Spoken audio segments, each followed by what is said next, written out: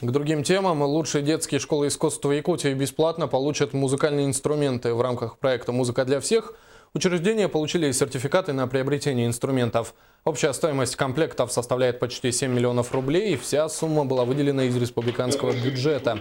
В музыкальный комплект входят инструменты для вокальных ансамблей, а также народных оркестров.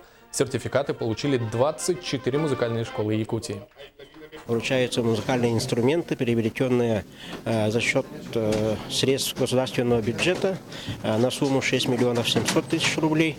Значит, его получат 24 музыкальных школ нашей республики, которые в летнее время работали, открывали летние лагеря, творческие школы для детей по проекту «Музыка для всех». И, конечно же, здесь охвачены, и кто нормально отработал, вот они и получат.